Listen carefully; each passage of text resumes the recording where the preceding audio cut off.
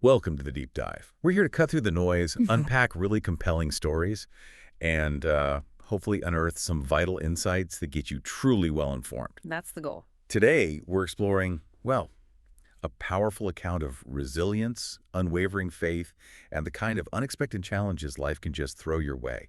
And all the material we'll be looking at today comes directly from www.epistles.online. There's a really invaluable online resource, especially for Catholics who are looking for a balanced perspective, something that isn't strictly modernist or, on the other hand, ultra-traditionalist. A needed space, for sure. So our mission for this deep dive, we want to trace a deeply personal journey, one that goes through some profound professional and personal upheaval. We're looking at the experience of John Henry Westen. He co-founded and led a pretty significant Catholic news organization for nearly 3 decades. Almost 30 years, yeah. And then how his family navigated just an abrupt, really life-altering dismissal. What happens, when a life's work, maybe even family's identity, feels like it's suddenly torn away? What anchors you then? And that's exactly what's so compelling here, isn't it? It really goes beyond just, losing a job. It digs into the very core of faith and purpose, especially when those external structures you've built your life around just disappear unexpectedly. Right. So we'll explore the raw emotional impact, the spiritual side, the family dynamics, and how people can find an anchor even in moments of, deep distress. It really brings up that big question. How do we hold on to our sense of mission when the path we thought we were on just vanishes? Okay, let's start right there. At that moment where everything shifted. The source describes John Henry Westen's dismissal from LifeSite News, not simply as losing his job, but as a hammer blow. That's a strong phrase. It is. It suggests something violent, sudden, shattering. An event that didn't just impact his career, but seemingly tore apart his life's work. And like we said, a mission that had become intertwined with his family's very identity. It just sounds absolutely devastating. It truly does. And what stands out immediately, I think, is how deeply our professional callings can weave into our personal lives, sometimes becoming the whole backdrop. Think about this. His oldest daughter was 28 years old. LifeSite News was exactly 28 years old. Wow. The exact same age. Exactly. The organization was quite literally a part of their family's entire existence. Their kids grew up with their dad working these incredibly long hours, pouring himself into defending life and faith.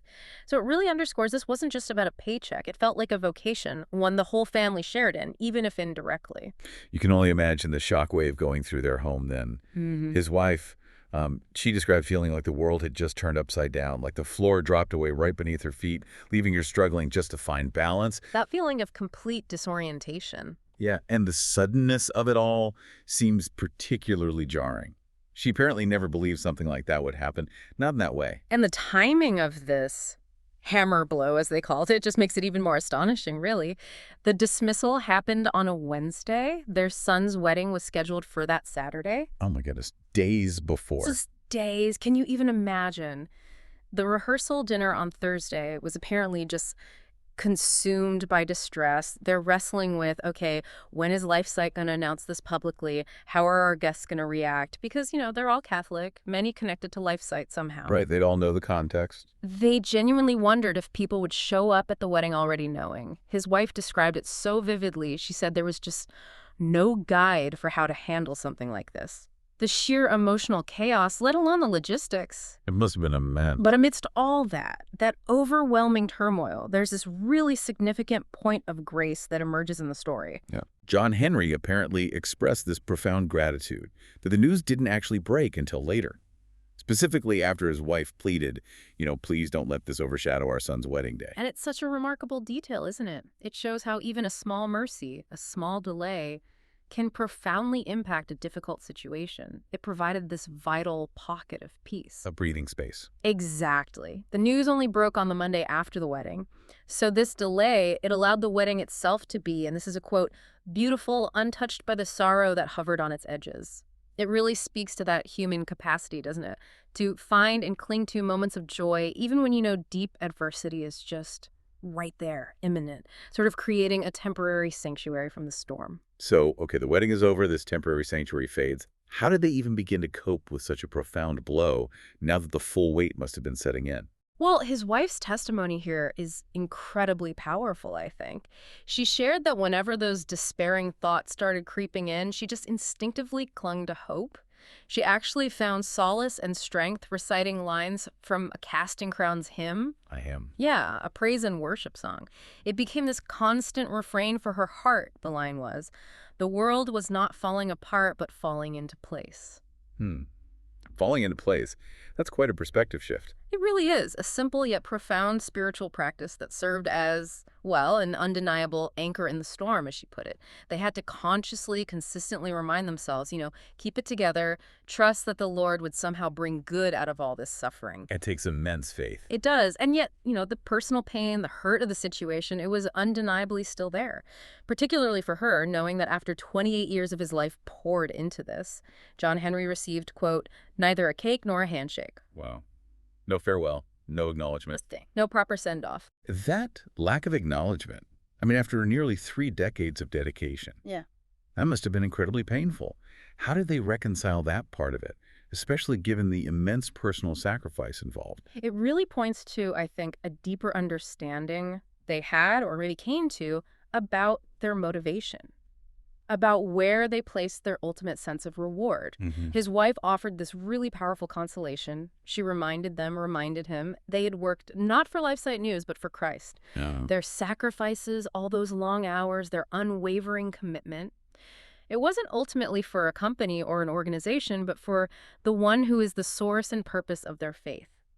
So from that perspective, they didn't need appreciation or a farewell party from LifeSite because they were waiting for, quote, the only reward that truly matters, to hear Jesus say, well done, good and faithful servant. That's a profound shift in perspective, really reframing the entire experience. It absolutely is. It allows for a kind of peace, even amidst the sting of dismissal. Now, John Henry himself, he admitted that the weight of their mission and all its demands often fell even more heavily on his wife. She carried so much of the burden at home. He apparently worked 2 jobs. Back when LifeSite was small, they chose to homeschool their kids.